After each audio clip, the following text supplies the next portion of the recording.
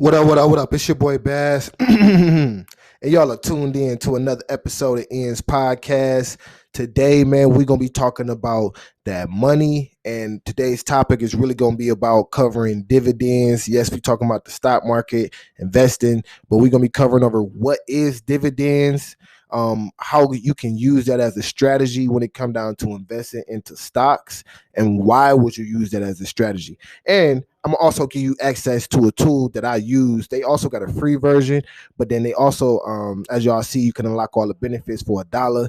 We'll get more into that on this, on today's episode. So we're gonna kick it straight off. I got my list pulled up. These are all current stocks that I'm invested into. But what we want to talk about particular, and before we even get to looking at this list, I want to talk to you about dividends. Like, what is dividends? Dividends is a sum of money paid regularly, typically quarterly, by companies to its shareholders out of its profits or reserves. So when you're investing in the stocks, a lot of times you will see, I don't know what platform you use, but a lot of times they had the dividend yield um, percentage, or they might also have, like, like around the area where they have like stock price, market cap, um, things of that nature. So as y'all look on this watch list that we have here, shout out to finbox.com. I use them to watch my watch list and keep track of my dividends per share. So as you see, some of the companies I invested in, majority of companies I invested in, they pay out dividends. Now this is a strategy, uh, because when you're investing for dividends, you're investing for the long haul, which means, long term. These are companies uh, that steadily increase or have been around for a long period of time. A lot of times you would like to know their business too, so you can just get an honest understanding of when their business is changing and staying up to date. Because the one thing about this type of strategy, I'm gonna let you know the bad first. So I'm gonna tell you the bad news first. The bad news when it comes down to choosing stocks based off of dividends do change. Some companies change their payout, or just take it away completely, depending on how bad the market is doing. For example, Wells Fargo has a very good payout, but when the crisis had hit, they had to take that dividends also got hit. So depending on the situation, uh, sometimes the dividends take a hit. Sometimes companies choose not to, um, you know, uh, they choose not to mess with the dividends percentages or anything of that nature, just due to, just keeping a relationship with their shareholders. But when it come down to like just building a portfolio, one of the main strategies that I went for, especially with going when I started thinking about like long term, was going after companies that pay out dividends. Now the dividends, depending on the industry and the company, can be, as what you heard, quarterly, annually, or sometimes monthly. There are certain stocks like that pay out monthly, but a lot of them pay out quarterly. So in this column right here, where you see, for y'all that can't see, there's a column on Finbox that says dividends per share. So dividends per share, for example, have Apple. Apple's on the top of the list. Their dividends per share is $3. That's paid out quarterly. And then with that, you can start to factor in how long it would take for you to either make your money back. But if you're not doing it to just make your money back, you're doing it to just build capital money from your dividends, then you can start, putting together a separate account. I use Robinhood. I don't know exactly what y'all may use. Everybody is, different strokes for different folks, but I currently use the Robinhood account, and it keeps you up to date with upcoming earnings, like companies that are doing it, upcoming payouts. It keeps you up to date with voting, when like you have an understanding of when you're going to be able to vote on certain key issue, well, like key topics that's going on within the company, things of that nature. But that just kind of going into some of the features. But going back into dividends. So part of the strategy is building a portfolio where I'm getting paid dividends from the companies that I'm invested into. So no matter what, especially if I'm investing into them for the long haul, you know that there's going to be ups and downs. The stock market is very like, it's like, I don't know how, what you call it. Have mood swings, flip floppy. It's good one day, it can be bad the next day. But the one thing that can constant steady same, that if this company is steady doing business and is seeing a steady increase, they will most likely pay you out and with some type of dividends, and you can kind of build some type of all type of forecast what your dividend payouts will be like. But like I said, these things do change because you do have companies, say like your Apples, for example, or different companies where they make a lot of money and then they pay you extra, um, or they raise the dividends. These things can change, um, and you will appreciate that a lot. But then that's one of the perks. So we went into one of the cons of investing into stock based upon dividends, and then now we're going to one of the perks, and that is one of the perks. Depend on how good a company do. Sometimes those dividends change, the increases, or sometimes they pay out like bonuses. I don't know what the exact term is, but it's sort of like a bonus where they give you like extra. Uh, Basically for being shareholders within their company. Um, so once you start to see like some of these stocks that I'm invested in, such as Ford, Ford do 60 cents per share. Now I bought a Ford share for I bought in at $4.30 something. I do believe it was like $4.30 something. And then I was just looking at like over a year, I would probably make 60 cent. I make 20 cent, 20 cent off of these. I make 20 cents quarterly off of these shares, and then over a year, I'll make 60 cent. So then I started doing the numbers, like how long that it take for me to make my money back, and then I start looking at just the overall growth of the actual stock and how the stock is doing.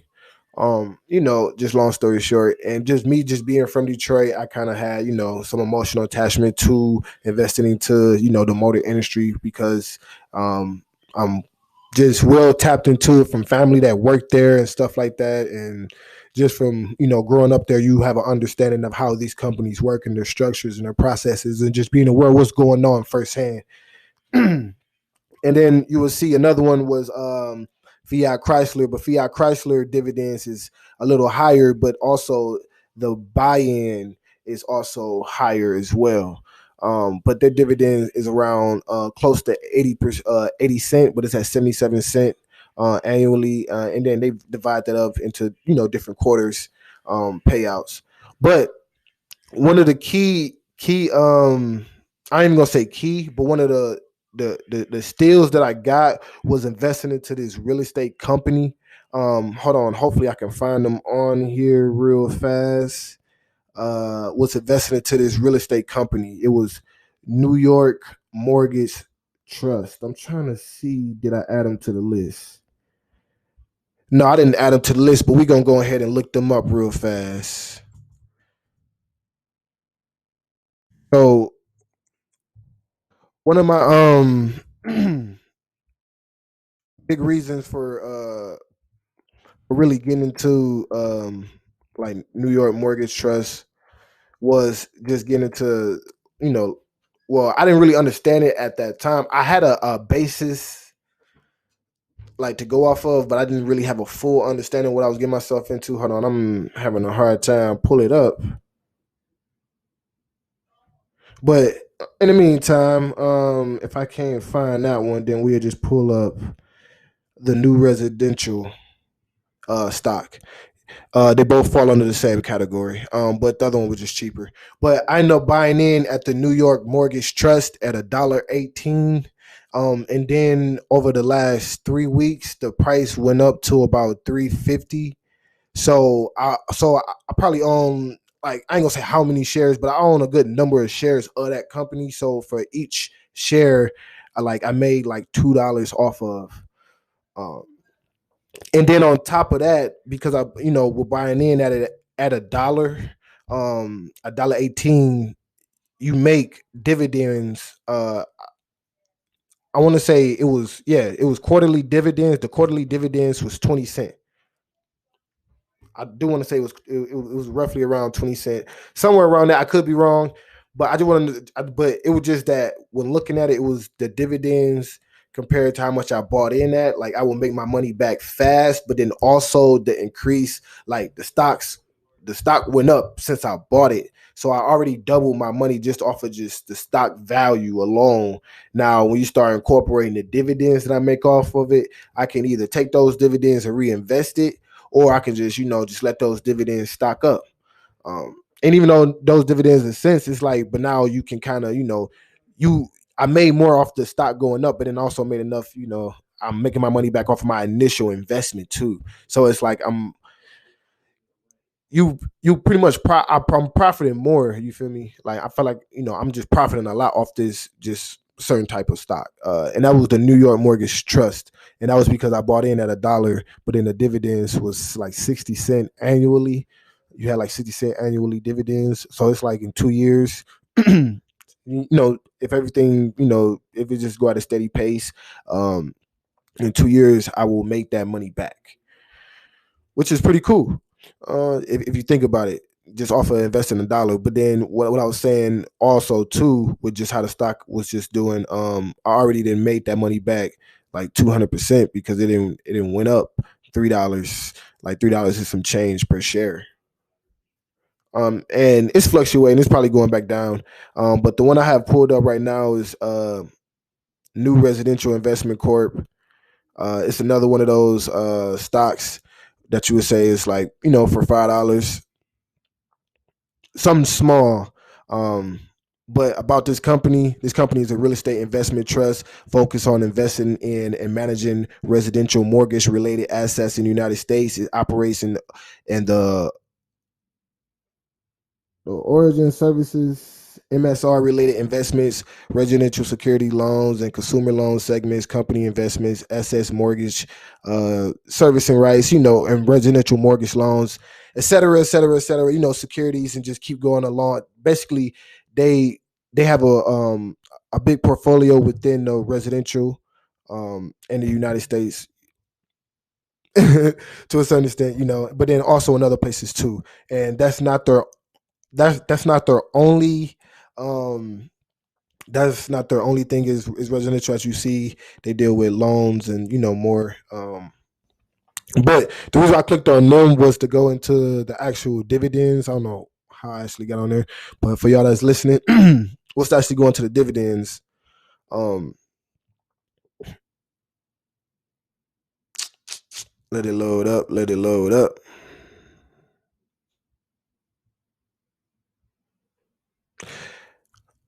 Or bump that, we just gonna go into so I get the MFA Financial.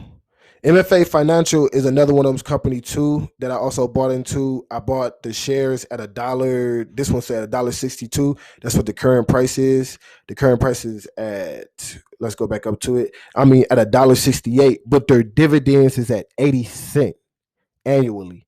So think about that. That means it's a risk, just going into what the company is, but we're not talking about the actual company. That goes into more of you doing your own research, identifying what makes that company tick, but just understanding what the strategy is. Paid $1.68 per share. The dividends payout is 80 cent annually. So within 2 years, I will make just about close to just about the money back that I initially invested. So not to mention that if this stock also increases, I make money from that as well. So that was just looking at the strategy that I was just going after. But then I'm not looking to sell, so I'm just looking just to bring in the dividends. So this is something small, but it's like you can keep reinvesting and keep reinvesting because it's at a smaller price. Um, and then also the dividends. So them shares start to add up. Excuse me. Those shares start to add up, like long term. So and then those dividend payouts also start to add up. But then you start to see that you recoup your initial investment. Well, you could recoup your initial investment in a good timely manner, just based off of dividends. And then long term, you can just keep, just keep raking in that money from those dividends. But then that's a small investment. Um, but just as a little bonus, we are kind of going to what is MFA Financial. Through its subsidiaries, they operate as a real estate investment trust, also as well known as a REIT. Um, the company invests in residential mortgage assets, including non-agency mortgage-backed securities, agencies, MBSs, and credit risk transfer securities, residential whole loans, including purchase performing loans, et cetera, et cetera. I ain't gonna go into too much detail because, like I said, it's always better if you also do your own research. But then you see in the 52-week range, this was at its lowest 32 cents, but at its highest $8.09, and I bought in at $1.68. So it's still at its low. It has not reached like last year high. Well, over the previous year high yet, or even anywhere around that mark. But if it does go up to even $5, think about how much money I already made back off of that. But that's just if everything goes well. But the stock market is the stock market. Um, but it says the average price of this is $7.39, and I bought in at $1.68. They say that the upside is 339.9%. But the uncertainty, because it is the real estate market, and I mean, this stock is basically their portfolio is based off the actual real estate market, the uncertainty is very high. This is all based off of people's behavior. So, going back into that's why I say also do your research so you can stay up to date with what's going on in the real estate market and see what is going on. So you can see how I'm like watching and playing the stocks, but understanding dividends, it kind of plays to the whole investing. Then it kind of teaches you to kind of exercise researching and learning about these different businesses and different business industries.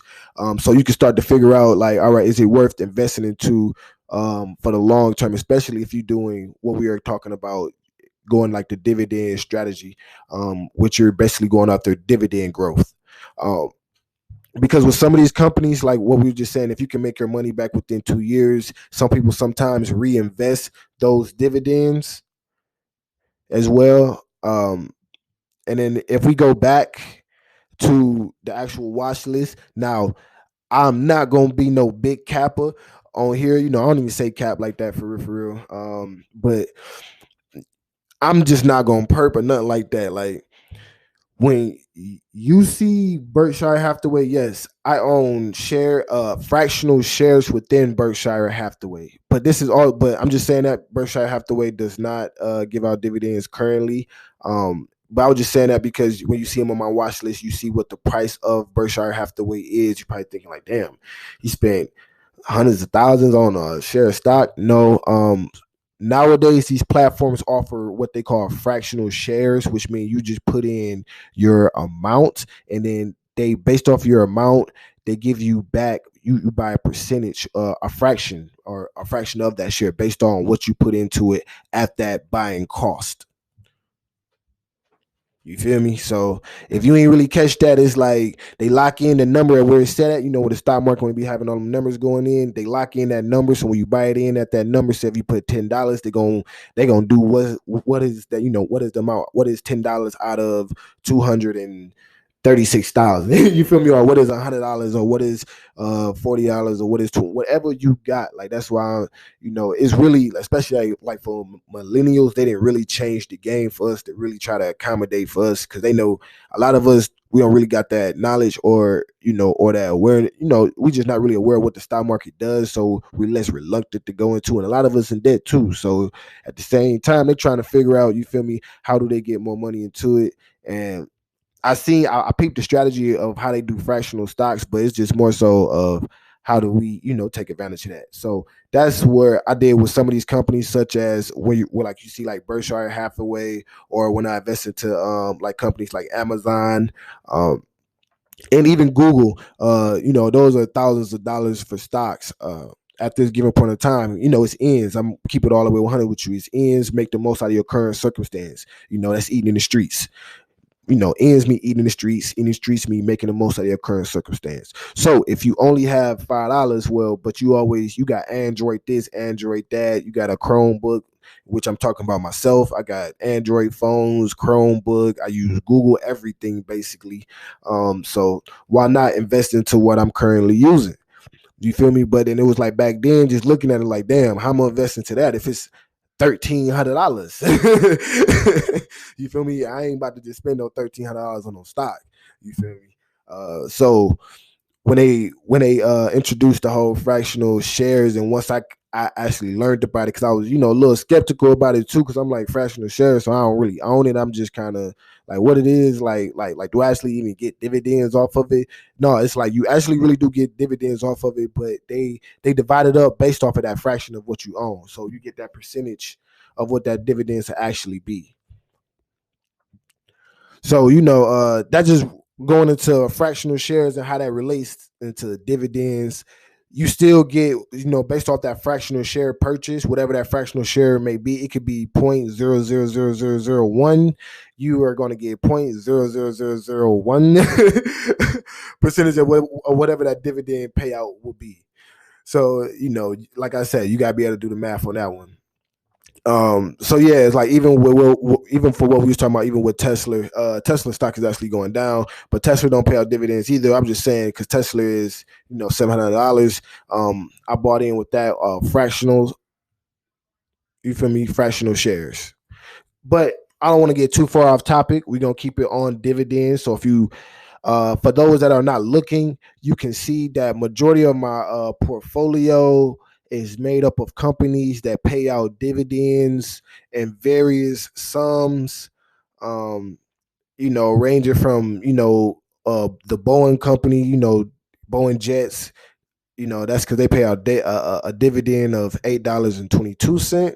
But the buy-in cost is $1.33. But like I said, depending on what your situation is, I said $1.33, $100.33, like $133.37. But for you, no matter what your situation is, maybe you only got $3 on you, like just think about, like, whatever your situation might be, you feel me, you can invest into, like, a stock like that. Now you won't get that $8 back. Like, you would get the percentage, like what we were talking about. You would get whatever that whatever the value is that you got out of that. Like, so I don't know, whatever you put up, just to say like if you got 0.006 or 0.06 percent of a share, or that's how much of a share you own, is you own 0.06 of a share.